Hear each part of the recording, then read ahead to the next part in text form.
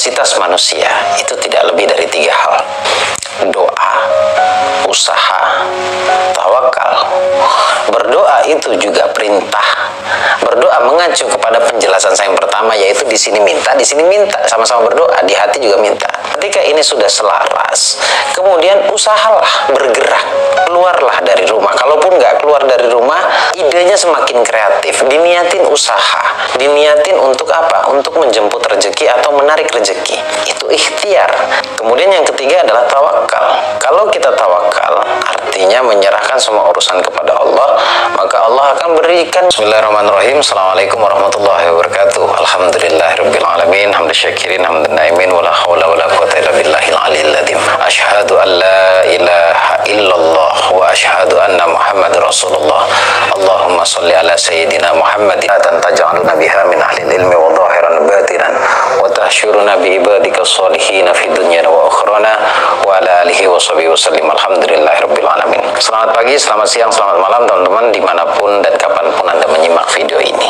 Kembali lagi bersama saya di sini, Bagus Baraja, di channel Gus Baraja. Sebelum kita mulai videonya, jangan lupa klik tombol subscribe-nya dan jangan lupa juga untuk klik tombol loncengnya agar Anda terus dapat notifikasi ketika saya update video terbaru seperti layaknya video saat ini. Baik teman-teman, pada kesempatan kali ini saya ingin bahas terkait tentang rezeki juga, bagaimana caranya agar rezeki mudah datang, rezeki berlimpah, kemudian rezeki yang halal, yang berkah. Seperti apa caranya? Baik, cara mudah membuat rezeki mengalir terus tanpa henti. Rezeki terus mengalir, rezeki terus berdatangan dalam hidup kita. Bukan perkara banyaknya, tetapi perkara manfaatnya atau barokahnya. Yang pertama adalah kita harus membangun sebuah kesadaran atau kesadaran penuh, mindfulness yang sering kita dengar, betapa pentingnya rezeki. Banyak masih yang belum menganggap bahwa rezeki itu penting. Kalau ngomongin rezeki, pikiran kita tiba-tiba terhubungnya pada uang. Oke, itu betul. Dan kebetulan video ini akan bahas itu. Tapi kita harus sedikit luas nih cara pandangnya. Kalau ngomongin rezeki itu luas sebenarnya. Nafas kita rezeki, kesehatan kita rezeki, orang-orang tersayang masih sehat itu rezeki, dapat senyuman dari orang lain itu rezeki, dapat etika yang baik, perlakuan yang baik dari orang lain itu juga rezeki. Maknanya luas. Tapi di konten kali ini atau di video kali ini kita kerucutkan pada satu hal, yaitu rezeki, uang. Jadi sadari bahwa uang itu penting untuk sarana hidup kita. Jadi pentingnya uang itu untuk sarana hidup. Bukan kita menyembah uang, bukan kita menuhankan uang, bukan. Kita jadikan uang adalah sarana kebutuhan atau memenuhi kebutuhan hidup kita. Ya, apa-apa zaman sekarang semuanya membutuhkan uang dan menggunakan uang. Jadi kita harus bisa menjadi orang yang kaya. Kaya itu punya banyak uang, boleh didefinisikan itu. Punya banyak uang, setidaknya kita puas, kita bersyukur bahwa ternyata ketika saya punya uang, saya bisa mencukupi kebutuhan-kebutuhan saya, yaitu kebutuhan ekonomi. Itu dulu, sadari, oh ya ternyata uang itu penting untuk sarana hidup. Bangun di dalam diri kita, karena ini berkaitan dengan mental block nih, berkaitan dengan prinsip-prinsip kita di masa lalu. Jadi prinsip di masa lalu itu maksud saya mungkin ada di antara kamu yang nyimak video kali ini yang merasa bahwa uang tidak dibutuhkan. Mungkin ada prinsip di dalam hati bahwa uang nggak dibawa mati. Uang membuat orang cenderung berantem satu sama lain. Kalau ada prinsip itu prinsip penolakan. Jadi kalau di hati masih menolak, itu nggak bisa.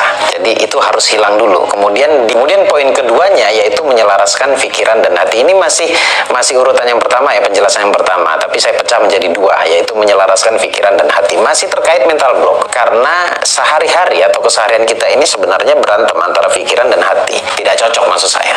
Jadi tidak selaras. Ketika pikiran dan hati itu tidak selaras, maka yang muncul adalah satu, yaitu kemunafikan. Maksudnya apa nih? Begini, contoh atau ilustrasi sederhananya, pikiran kamu menginginkan uang sebanyak sekian puluh juta, tapi bisa disadari bisa tidak ya, di hati ternyata ada penolakan, kan tidak ketemu, tidak selaras, sehingga antara pikiran dan hati itu tidak ketemu, dan tidak ketemunya itu yang muncul satu, gak jujur, dengan kata lain munafik. Ketika ini jujur, tulus, mengaku sebenar-benarnya pengakuan, sebaik-baiknya pengakuan kepada Allah, maka munafik hilang. Jadi kalau di pikiran minta, di hati juga minta. Minta itu dalam bentuk pengakuan, iya saya menginginkan itu ya Allah, iya saya membutuhkan uang sebagai sarana kehidupan saya gitu loh, untuk memenuhi kebutuhan-kebutuhan saya di dalam kehidupan saya. Jadi bangun lagi mindset ya, sebuah kesadaran bahwa ternyata saya mau uang, saya butuh uang, dan saya mencintai uang sebagai bentuk rezeki dari Allah. Kemudian cara yang kedua yaitu membangun sebuah kesadaran bahwa Allah itu maha kaya. Ini solusi. Kita sadar, kita tahu, dan semuanya juga tahu. Bahkan di konten saya atau di video saya di channel YouTube ini sering membangun sebuah kesadaran ternyata Allah itu kaya. Tapi kekayaan Allah itu kadang-kadang masih ditolak di hati. Lagi-lagi mental block. Lagi-lagi mental block. Ini intinya sekarang bagaimana kita bisa menyingkirkan mental block, mengganti prinsip lama dengan prinsip yang baru, prinsip penolakan dengan prinsip penerimaan. Kapasitas manusia sebagai bentuk agar kita terbangun sebuah kesadaran, saya mau jelaskan dikit nih. Kapasitas manusia itu tidak lebih dari 3 hal: doa, usaha, tawakal. Berdoa itu juga perintah. Berdoa mengacu kepada penjelasan saya yang pertama, yaitu di sini minta, sama-sama berdoa, di hati juga minta. Ketika ini sudah selaras, kemudian usahalah bergerak, keluarlah dari rumah. Kalaupun nggak keluar dari rumah, idenya semakin kreatif. Diniatin usaha, diniatin untuk apa? Untuk menjemput rezeki atau menarik rezeki. Itu ikhtiar. Kemudian yang ketiga adalah tawakal. Kalau kita tawakal, artinya menyerahkan semua urusan kepada Allah, maka Allah akan berikan jalan, berikan rezeki dari jalan yang tidak pernah kita duga. Wa yarzuqhu min haitsu la yahtasib. Tapi tawakal dulu loh. Berserah diri dulu. Doa, usaha, berserah diri. Menyerahkan semua urusan kepada Allah dan bersandar kepada Allah, tidak bersandar selain daripada Allah. Orang kalau sudah bersandar kepada Allah itu dia tidak pernah khawatir. Gak khawatir besok gak bisa makan, gak khawatir begitu. Orang kalau sudah sepenuhnya bersandar kepada Allah, hatinya tenang, hidupnya bahagia, dan dimudahkan semua urusan oleh Allah. Seperti itu. Itu yang kedua ya, menyadari bahwa Allah itu ternyata maha kaya. Yang ketiga adalah sadari bahwa kita ini punya banyak dosa. Kita ini hamba yang penuh dengan dosa. Karena kita nggak bisa dipungkiri bahwa kita pasti punya dosa. Namanya manusia itu tempatnya salah, tempatnya khilaf. Tapi ketika kita rutin beristighfar, ya, melafalkan istighfar, kemudian merasakan istighfar, insya Allah Allah pasti ampuni. Nah, kabar baiknya nih, kalau bicara tentang istighfar, istighfar itu termasuk di dalam 8 pintu rezeki. Ada yang mengamalkan sebelum tidur itu 70 kali, karena memang Rasulullah juga mengamalkan istighfar tersebut. Rasulullah juga melakukan atau melafalkan istighfar setidaknya 70 kali menjelang tidur. Tapi sebenarnya istighfar itu dibaca sebanyak-banyaknya dan dirasakan sesering mungkin bahwa ternyata kita penuh dosa, kita punya banyak dosa ke Allah. Dan mudah-mudahan berharap ke Allah dengan kita melafalkan istighfar, kita rasakan, kita mohon ampun ke Allah, Allah ampuni dosa kita. Selain mengampuni dosa, selain bentuk meminta maafnya kita kepada Allah dengan cara kita beristighfar, ternyata istighfar juga sebagai bentuk atau pintu rezeki. Jadi semakin kamu minta ampun kepada Allah, sudah otomatis rezeki semakin Allah buka. Itu kabar baiknya. Nah, pertanyaannya, bagaimana cara beristighfar yang sebenar-benarnya bisa dirasakan oleh hati? Di beberapa video saya mengatakan bahwa ketika beristighfar itu pakai rasa. Ketika beristighfar itu benar-benar bisa merasakan bahwa saya hamba ya Allah, saya mau minta tolong dan minta ampun kepadamu ya Allah. Kalau benar-benar bisa kamu maksimalkan menggunakan rasa, hatimu akan bergetar. Dan ketika hatimu bergetar, ada vibrasi, ada energi yang luar biasa di sana dan sangat-sangat powerful. Kemudian yang terakhir ya, setelah saya jelaskan istighfar itu seperti apa dan apa manfaatnya, baru sekarang kita praktekkan. Nah, buat teman-teman, sebelum kita mulai terapinya, terapi istighfarnya, terapi mohon ampun kepada Allah, sekaligus terapi menarik rezeki dengan cara kita beristighfar, siapkan dulu dirimu, kemudian berdoalah. Saya persilahkan kamu untuk berdoa sekarang sebelum kita mulai terapinya. Baik, kita mulai teman-teman. Anda boleh buka mata ataupun tutup mata, tidak masalah, apapun caramu, yang penting kamu mendengarkannya dengan ikhlas, mendengarkannya dengan seksama, kemudian sayut, kemudian sadari, dan benar-benar masuk dalam terapinya. Seperti biasanya, saya membiasakan diri untuk bersyahadat dulu, minimal 3 kali, dan seharusnya sesuai jumlah umur kita. Baik, kita mulai teman-teman ya. Asyhadu an la ilaha illallah asyhadu anna Muhammad Rasulullah. Asyhadu an la ilaha illallah wa asyhadu anna Muhammad Rasulullah. Asyhadu an la ilaha illallah wa asyhadu anna Muhammad Rasulullah. Allahumma salli ala Sayyidina Muhammad wa ala ali Sayyidina Muhammad. Allahumma salli ala Sayyidina Muhammad wa ala ali Sayyidina Muhammad.